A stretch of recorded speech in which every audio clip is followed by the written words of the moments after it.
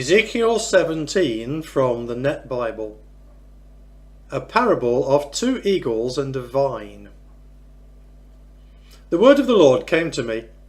Son of man, offer a riddle and tell a parable to the house of Israel. Say to them, this is what the sovereign Lord says. A great eagle with broad wings, long feathers, with full plumage, which was multi-hued, came to Lebanon and took the top of the cedar. He plucked off its topmost shoot. He brought it to a land of merchants and planted it in a city of traders. He took one of the seedlings of the land, placed it in a cultivated plot, a shoot by abundant water. Like a willow he planted it. It sprouted and became a vine, spreading low to the ground. Its branches turning toward him, its roots were under itself. So it became a vine. It produced shoots and sent out branches. There was another great eagle with broad wings and thick plumage.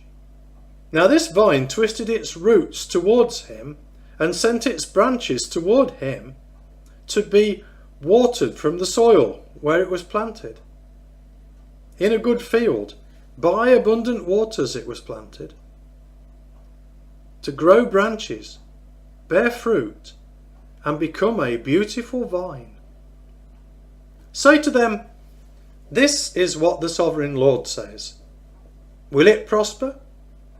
Will he not rip out its roots and cause its fruit to rot and wither? All its foliage will wither. No strong arm or large army will be needed to pull it out by its roots. Consider, it is planted, but will it prosper? Will it not wither completely when the east wind blows on it? Will it not wither in the soil where it sprouted? Then the word of the Lord came to me. Say to the rebellious house of Israel, don't you know what these things mean? Say, see here, the king of Babylon came to Jerusalem and took her king and her officials prisoner and brought them to himself in Babylon.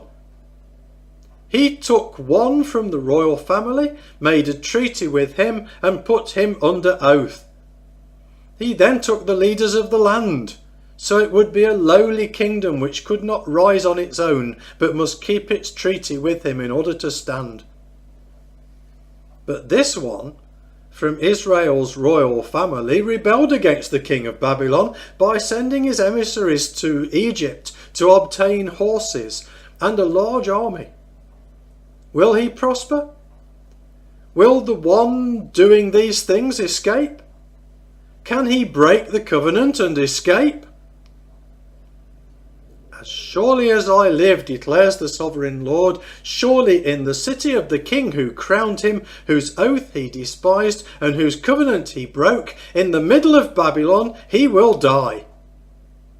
Pharaoh, with his great army and mighty horde, will not help him in battle when siege ramps are erected and siege walls are built to kill many people.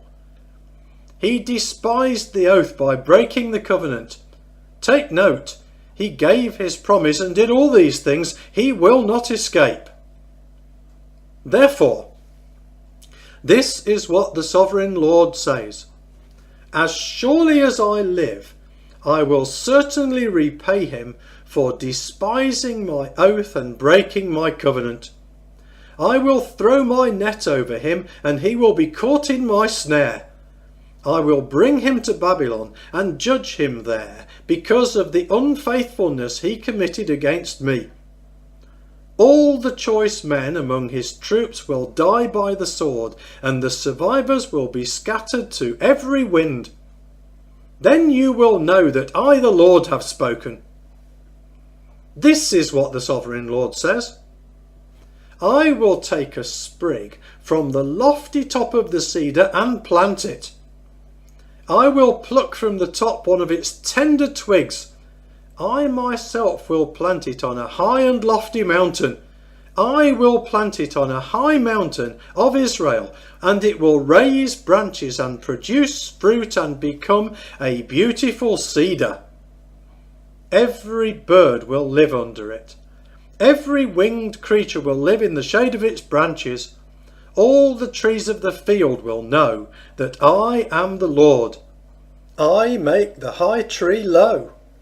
I raise up the low tree. I make the green tree wither, and I make the dry tree sprout. I, the Lord, have spoken, and I will do it.